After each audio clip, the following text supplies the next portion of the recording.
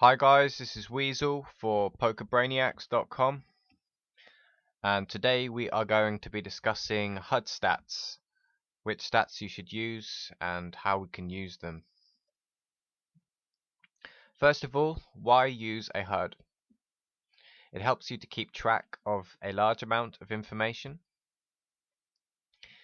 allows you to multi-table efficiently without seeing all the action. For example, if we're playing a whole bunch of tables, we might not know that someone has been open raising frequently or 3-betting frequently, but with a quick check of our HUD stats, we can gain some of that information.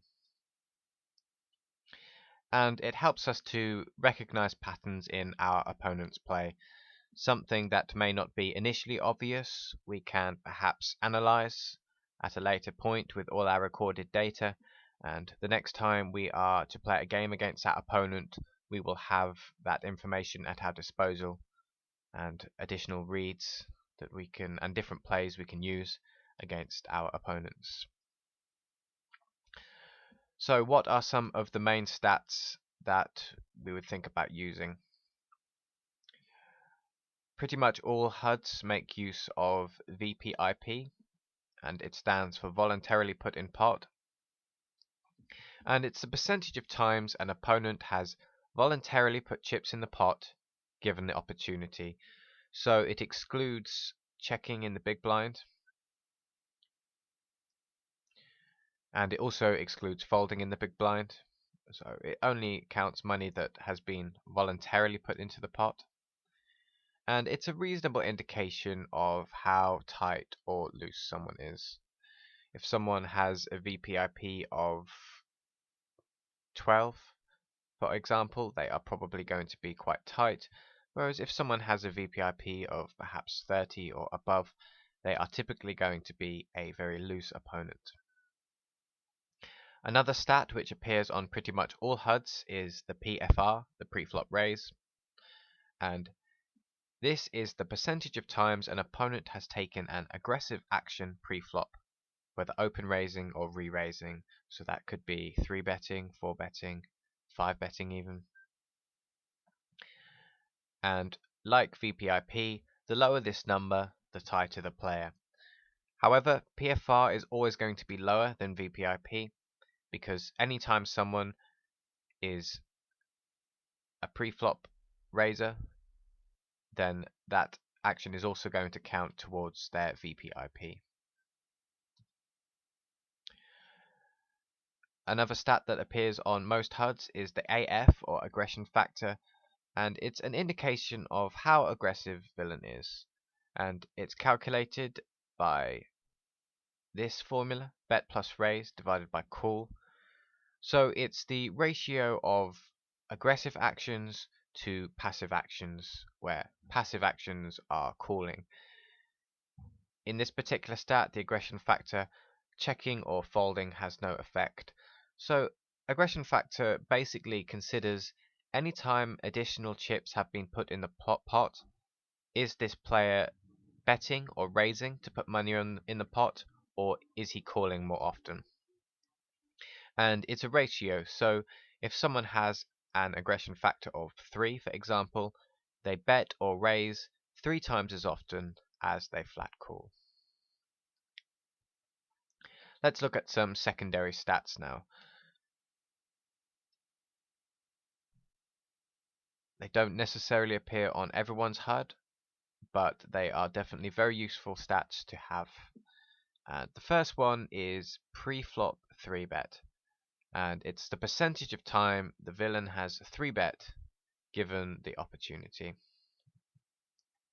And to give you a rough idea, a 3-bet percentage of 4% or less in a 6-max game typically indicates a tight range, while a 3-bet of 8% or more usually indicates that someone is 3-betting light a decent amount.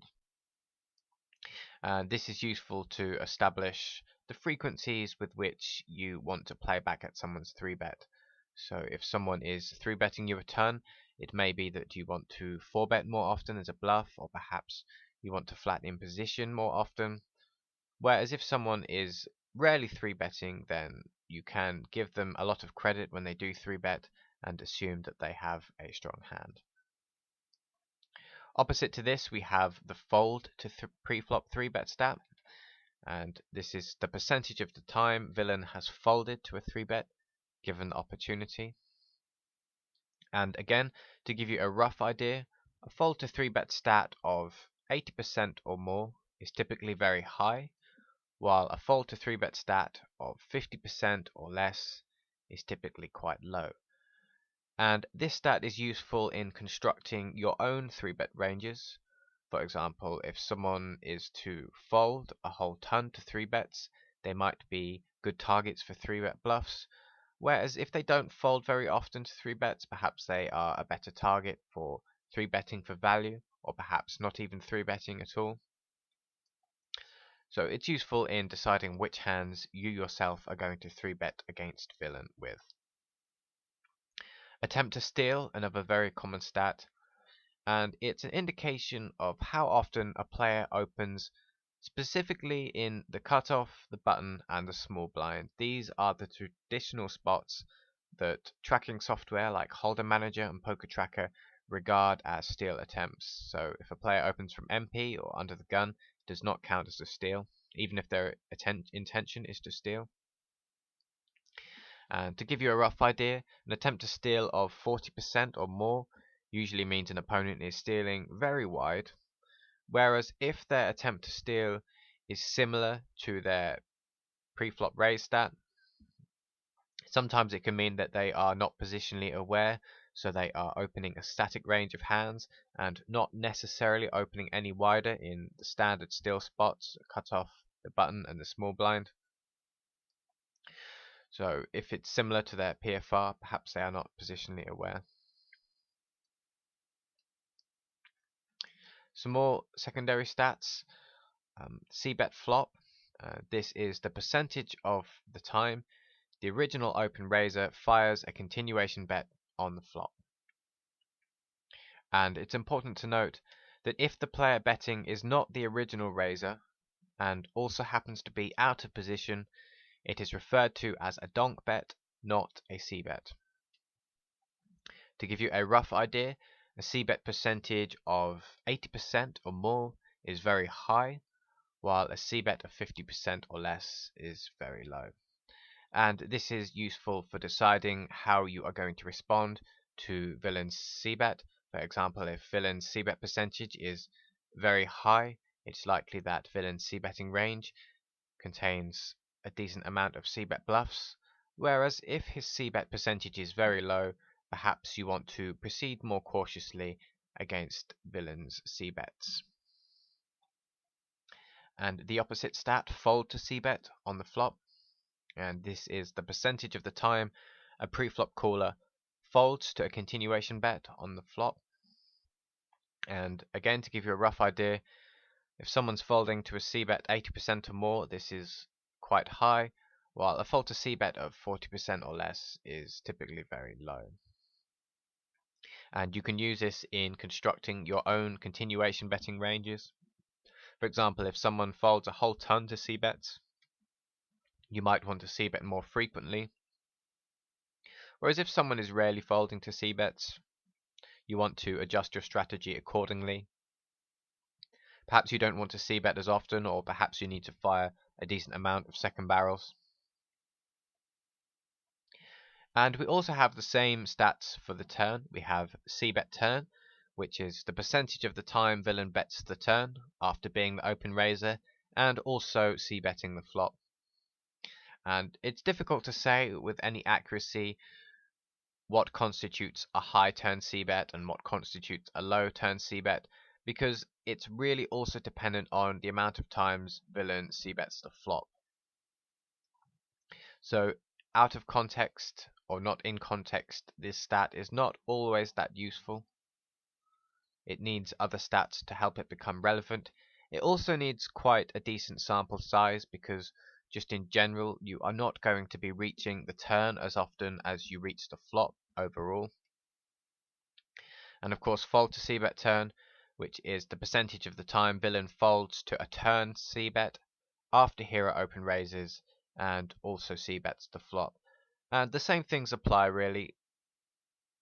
You also need to have a fold to flop c-bet in order for this to perhaps be given some context. Also, it's not necessarily that useful without a decent sample size, but if you do have a decent sample size and a good context for these stats, they do in fact become quite useful stats to have. Let's look at some additional stats that maybe people don't have on their HUD, but I do highly recommend them. And one is donk bet flop, and this is the percentage of the time a player bets out of position on the flop into the open raiser given the opportunity. And I personally find this quite a useful stat because some players you'll find that they pretty much never donk, and if they do decide to donk, then you can induce something quite specific from their donk bet just because they donk bet so infrequently. Whereas other players, especially bad players, just love to donk nearly all flops. Sometimes it indicates that they are not positionally aware, and it also allows you to establish how you should be responding to a donk bet. For example, if someone rarely donks and they suddenly fire a donk bet out at you, it's entirely possible that they have a strong value hand and they are doing it to induce a raise. Whereas if someone donks at you all the time, then you can deduce that it's likely their donking range is pretty wide, and perhaps you have a profitable floating opportunity or a profitable bluff raising opportunity. But without these stats, the donk bet flop percent, you may not be able to know which is the best way to respond to a donk bet. Another is check raise flop, and this is percentage of the time a player check raises the flop given the opportunity. And in some regards this is similar to donk flop in that some players just never check raise, and if they do check raise, they have the nuts. Whereas other players are much more capable of check raising the flop as a bluff, and it's useful to have this stat so you have a decent idea at how you should be responding when villain check raises your flop c-bet. Aggression frequency, and this is the overall percentage of times a player takes an aggressive action. So the question is, what is the difference between aggression frequency and aggression factor? And the difference is that aggression factor, as discussed, does not take into account checking and folding. It only takes into account actions that involve putting further money into the pot, whereas aggression frequency takes into account the whole range of various actions. So checking and folding now are defined as passive actions. And so sometimes with the conjunction of aggression factor and aggression frequency, you can deduce something about a player's calling frequencies that you can't necessarily deduce with one of the two stats alone. But for a large part of the time, they do demonstrate similar things. They are an indication of how aggressive a player is, but there is a subtle difference between the two stats. And another one, similar to the 3-bet and fold to 3-bet stats, pre-flop, we have the 4-bet pre-flop stat and fold to 4-bet pre-flop. And the idea behind these is the same as the 3-bet and fold to 3-bet stats. It's just a case that you need a big sample for 3-bet stats and fold to 3-bet stats. You often need a pretty big sample, perhaps even a lot bigger than 3-bet stats, to draw any reasonable conclusion about someone's 4-betting range. So a lot of the time this stat is only as useful as the sample size you have, but theoretically it can be used for establishing how you respond to a 4-bet from villain, how often you should 4-bet against villain, and the situations where perhaps you should be jamming over the top of villain's 4-bet, and likewise things. Also, you should make good use of pop-ups, which break down many of the listed stats by position. For example, even if we take the main stats, for example, we take VPIP, that number is just an indication of a player's voluntarily put in pot over all different positions, where in actual fact that player's VPIP might be the same from all positions if they are not positionally aware, but it also might be quite dramatically different from various positions. For example, that player might have a very VPIP on the button, but a very low VPIP under the gun and in the small blind, which is useful information when trying to put someone on a range. Also, some of the stats you may not need to put directly in your HUD if you don't refer to them that often. The example of 4-bet and fold to 4-bet, I don't personally have these on my HUD, but I know that if I were to bring up the pop-up by hovering over the 3-bet and fold to 3-bet stats, it would also bring up villain's 4-bet and fold to 4-bet stats. So while I do not have them directly on my HUD, I do have access to those. So make good use of your pop-ups, and even things like aggression factor and aggression frequency. A lot of the times the pop-ups will break them down by street, and it just allows you to narrow villains' range even further and make more effective use of the various stats you have at your disposal. Now we need to consider some of the limitations of a HUD. So great, we have all these stats to use, but there are some pitfalls you can fall into if you are not aware of where the limitations of using a HUD lie. And I'd like to consider some of these. The first is there's no bet sizing involved. And let's look at this very brief example.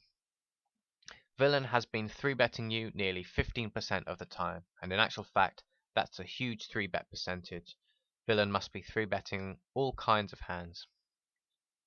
What you didn't realize is that since you are multi-tabling and not really paying attention to villain's actions, you are just using your HUD, is that villain has actually previously just been min 3-betting.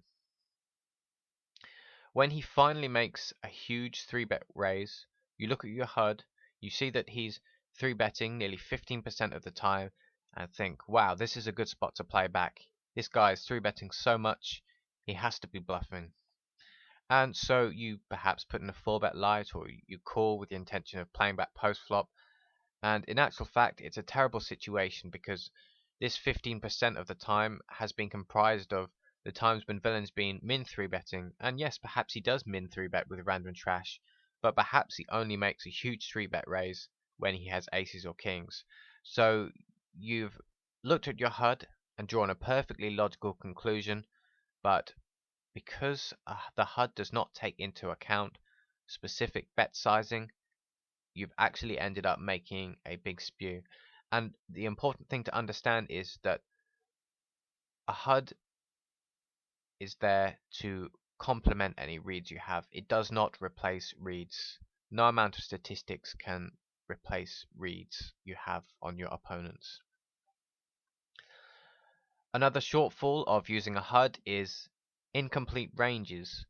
For example, you may be able to refer to the stat on your HUD, and perhaps you can see that villain is 3-betting 8% of the time, but that doesn't necessarily mean he is 3-betting the top 8% of hands.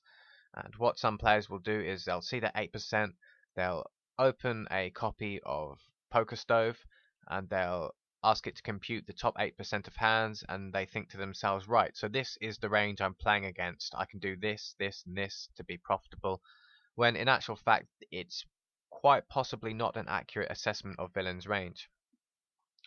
It's entirely possible that villain is betting a polarized 3-betting range. For example, he bets the top of his range, for example, aces, kings, and ace king, but also 3-bets a decent amount of bluffs. And your equity against such a polarized range is completely different from your equity against the top 8% of hands. And it may be the case that villain is 3-betting an 8% merged range, or it may be the case that he is 3-betting purely as a bluff all of the time, in which case your equity is going to be pretty good against that 8% range. So the bottom line is, while you know the frequency with which villain is doing something, that doesn't mean you necessarily understand the ranges with which he is making a certain play. Another shortfall, different stats versus hero. And how this works is villain perhaps has been relentlessly 3-betting a fish, but only 3-betting you with the nuts. Perhaps he knows you are a slightly better player and he wants to 3-bet quite tightly against you.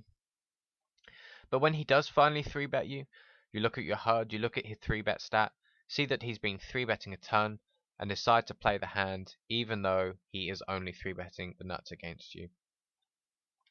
It's a case that in some newer versions of tracking software, for example in Hold'em Manager 2, there is now the option to use VS Hero stats.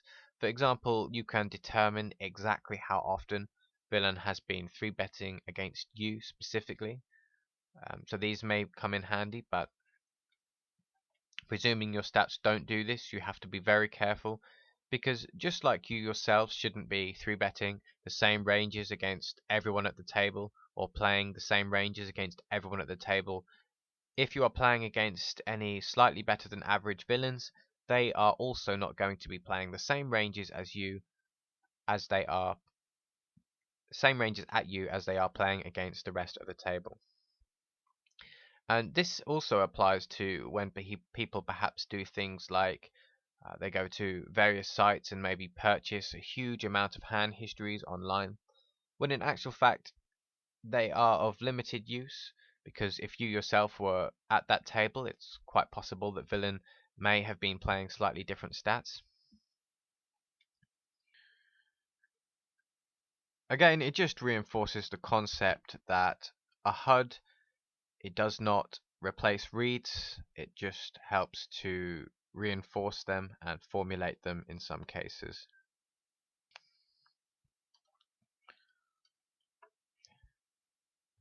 And finally, inhibited meaning in a vacuum, which may sound complicated, but it's really not that complicated.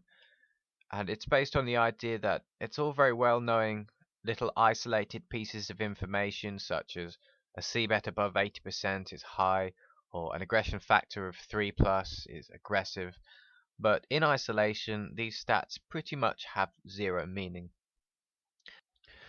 For example, let's suppose we have a super tight villain who only opens pocket aces, doesn't open any other hand, just pocket aces.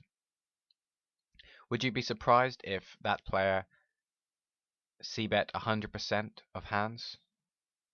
You would be pretty foolish if you were to assume that because he is c-betting 100% of hands over a large sample, that his flop c-betting range is therefore light. We can therefore see that in isolation, a c-bet stat doesn't really give us that much information. It's only by putting it in its context of other stats that we can get the full import of their actual meaning. And the same works in a reverse situation.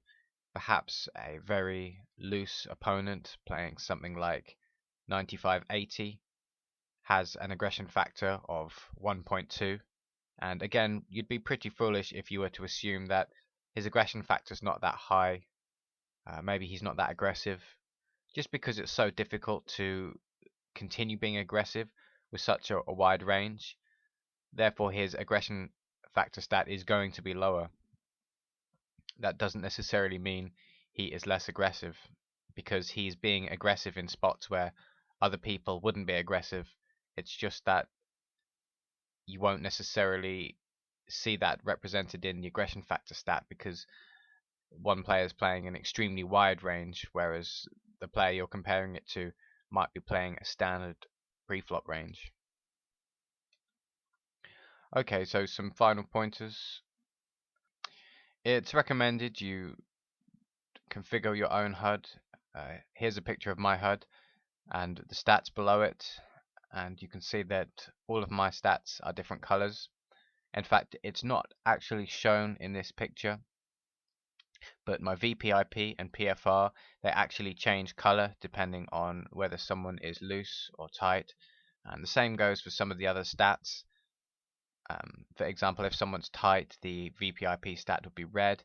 If they're a bit looser, it will become green, and eventually a bright green color to suggest someone is very loose, and this helps to quickly identify player types at the table, especially if you are multi-tabling. And also you will see that some of the font sizes are slightly different. For example, my VPIP and PFR are actually a slightly bigger font than some of the other stats on the HUD, and this is to help you recognize which the main stats are.